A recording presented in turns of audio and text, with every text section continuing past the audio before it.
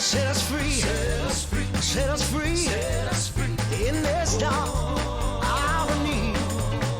Light our way back home, coming in from the cold, and we'll be all set free. Set us free. Set us free. Set us free. Set us free. In this dark hour need.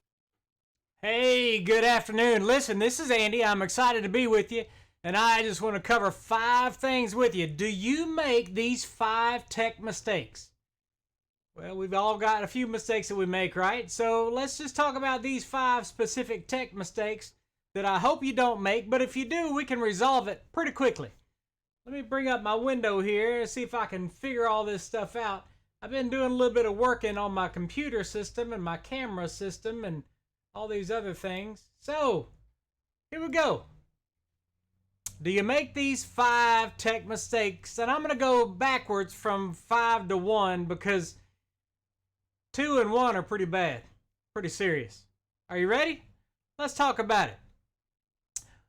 Number 5 right here. What's wrong with public Wi-Fi?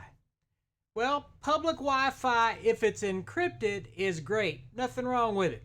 Well, typically nothing wrong with it. But if it's open, if you don't have to put in a password to get on the Wi-Fi, yeah, that's kind of scary. Especially if we're talking about maybe at a coffee shop where you don't know all the kids that are there, and there may be somebody who's a hacker or a war driver or whatever else. Somebody could be maliciously watching what you're doing. And just imagine if your phone, let's say you're on your phone and that's how you're doing your Wi-Fi. Just imagine if your phone, and you're looking at it and you wanted to make a credit card payment for the next latte that you get. That credit card info, if it's on an unencrypted wireless account, could be vulnerable to being intercepted. So make sure that if you're in a public location and you're using public Wi-Fi, that you had to type in a password to join it, okay? That's number 5. Number 4. It's okay just to pull out my USB flash drive, right? You know what? Normally I would have about 721 of those just sitting around my desk, and I don't have any. You guys know what a USB flash drive is. I tell you what, I got one in my pocket. Let me just pull one out of my pocket just for giggles, right? You guys know what these are, right? Now, all operating systems are designed to read and write to these things, and the trouble with pulling one out before you eject it successfully in the operating system is that it's called caching. When you read or write something, and more specifically, we're concerned about write caching data to this drive. Okay, so when you save a document or you copy a file to this flash drive, if you pull it out before that document is done, you may not have that document on this drive, or you may have an incomplete copy. So it's important. That's just one of the things. You could also corrupt the drive. You could corrupt the file allocation table. There's all kinds of stuff you could do wrong when you just pull this out. So it doesn't take but 2, 4, 5, 6 seconds to go down to the start menu if you're on a PC and go to the little USB symbol and click on eject this drive or whatever it is. And if you're on a Mac, you can just drag it to the trash can. That's how you eject it. Also on a Mac, I think there's a shortcut, Apple or Command Y. I think. I could be wrong. It used to be that was the case, and that was short for put away. Anyway, so don't just pull those drives out. All right. Number 3. Now, everybody gets these things on their browsing the internet, and all of a sudden a pop-up comes up, and sometimes it may make me making all kinds of sound and warning, warning, danger, Will Robinson, or whatever it says. And it's telling you to call Microsoft because they found a bug on your computer. Well, don't call Microsoft because the number that you're seeing, that's not Microsoft. More importantly, let me tell you a couple of horror stories. There was this one elderly lady in particular, one of my clients, who she would get that message on her screen, or she'd get an email message that said she had a virus or whatever, and she would call them up. Well, my goodness, she got hit for anywhere between $200 and $1,200 multiple times.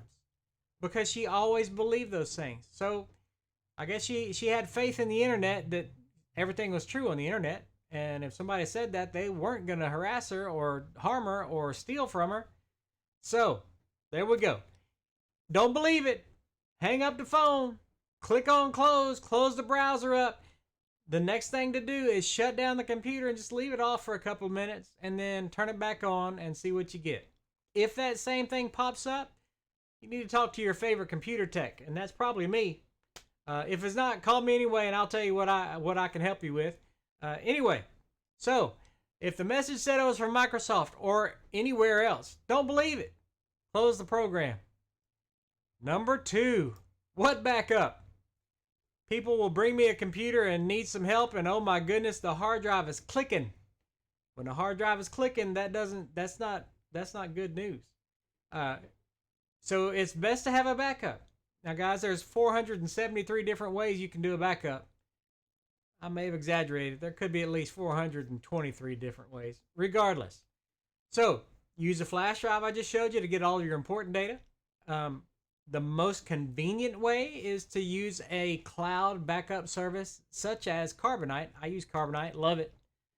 Basically, what it does is it's a backup of everything on your computer that you are telling it to back up. It happens all the time. So, if I edit a Word document and add the word "the" in it, in just a few minutes on my Windows computer, I've only got one of those. In just a few minutes on my Windows computer, that Word document is updated on the cloud, and I can, if I made a mistake and deleted it, I can get it back down. Or if it gets corrupted, or heaven forbid, if my hard drive starts clicking, I can still get that data back. So, guys, make a backup. I love Carbonite. You can also use some of the file sharing services. For example, on my Linux computer, which is what you're looking at here, all of the things in my documents that I need actually go to Google Drive, and then they're backed up to Google Drive.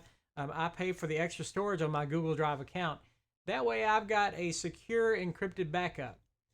All right, now here's my most important number 1 mistake that you can make in the tech world. Are you ready? I use the same password for everything. I've been using the same one for years.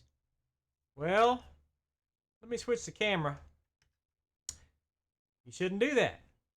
Now, let me say, we're going to come back to that one in just a minute, but let's get back up here. Do you make these 5 mistakes? Do you make any of these mistakes?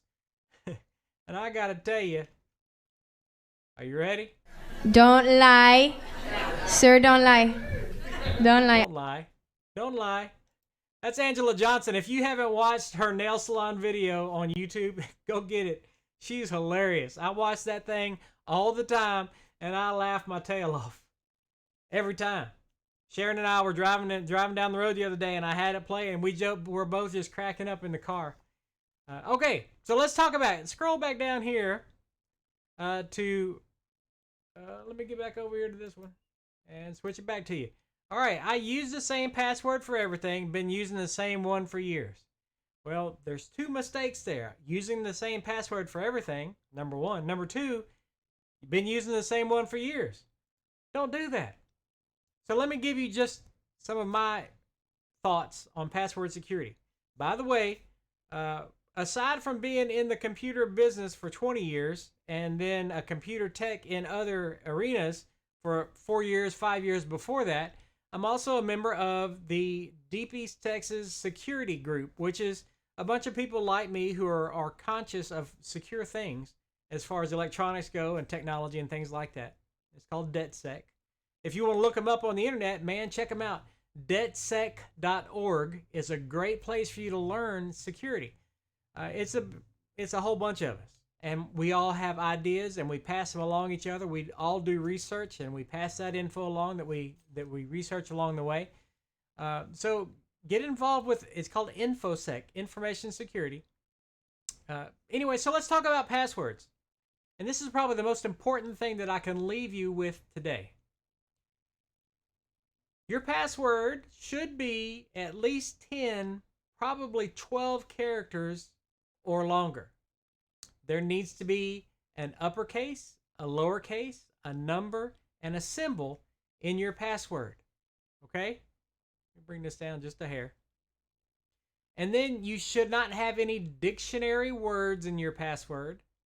And you should not have any significant words in your password. So if you have a nickname for your dog and his name is Boo Boo, okay, you don't want to have Boo Boo in your password. Now, you can do some replacements. For example, you can use an 8 for a B and a 0 for an O and things like that. But there's some software that's sophisticated enough that it'll find that sooner or later. So what I do is I use replacements for letters. I also use symbols for numbers or letters. For example, a 1 could be an exclamation mark or an L, that kind of thing. Or you can use crazy initials like a friend of mine has a password that says something, yet another stupid password for, I don't know, Apple. All right. Yet a Y. A, now that could be a 4 because it's an A, so that's Y4. S could be a $ or an S or an uppercase S. P could be a uppercase or a lowercase p. And then 4, yet another stupid password, 4. Oh, you could do password. It could be a W there too. And then 4 could be FOR or it could be the number 4. You guys get what I'm saying? So come up with a phrase that you like and then use the letters in the phrase and use replacements for those letters. Anyway, the longer your password is, it's a logarithmic or a factor, another to the next power, whatever you want to call that. Sorry, I should have had that looked up first. I've actually given a presentation on this. Anyway, so if you're 6 characters, then it takes x to the 6th power, right? If it's 8, then to the 8th, and then to the 9th. And those are just, oh my goodness. So the longer you get, then we're talking about 4 million combinations for a password or more. Y'all, it's some pretty serious stuff, but it just takes just a little bit more to be more secure on your password. Hey, so this document that I've got on, this is only 5 out of, I don't know, I think I found 25 of the top most questioned things about technology that people like you and me have that are just questions, good questions. For example, is cloud security secure? Why are patch cables so expensive? Or interconnect cables like an HDMI cable, that kind of thing. Yeah, you can find one for $1, but you probably ought to find one for $10 or $15 for a 6-foot cable. Anyway, if you would like this document or any of my other documents, and man, let me tell you, with all the research that I'm doing for these videos that are helpful, I hope, I have got some documents now. I've got a whole library of them. Anyway, if you'd like these documents, or if you'd like any of the other things that I've talked about in the past, by the way, y'all hold that thought. Let me get back over here because I might have people trying to talk to me and I didn't pay attention to my chat. Hold on just a second. Let me pull this up in case somebody's trying to say something in the chat room. I'm on 2 different pages. So there we go. I don't think anybody's chatting with me right now. And pull that back up. All right, so there we go. Anyway, if you would like any of that info there, or if you would like any of the other things that I've talked about, for example, let's see, I talked about childlike faith. I talked about making sure that you tell people that you know right now that are alive that you love them, that you appreciate them, because they may not be here tomorrow, especially with everything that's going on in the world right now. So tell people you love them. That's just a free one there. But anyway, if you want any of this info or any of my other info, give me a message. Tell me. By the way, man, I think I told you this yesterday, but just in case, there is a free nutritional workshop online tomorrow night at 8 o'clock Central. If you are confused in the least bit between a carb and a fat and a protein, okay? If you're confused about those, or if you think you know it, but you could use a brush up on it, take advantage of this free workshop. Oh my goodness, I'm going to be on it. I'm not talking, I'm not a presenter. I'm going to be listening and learning like you guys. So have a notebook, get on this free workshop at 8 o'clock. If you want info about that, send me a message. I would love to tell you about it too. Okay, I've gone on long enough. I hope you have a fantastic afternoon. So, as is my tradition, let's listen to some Look At You Now.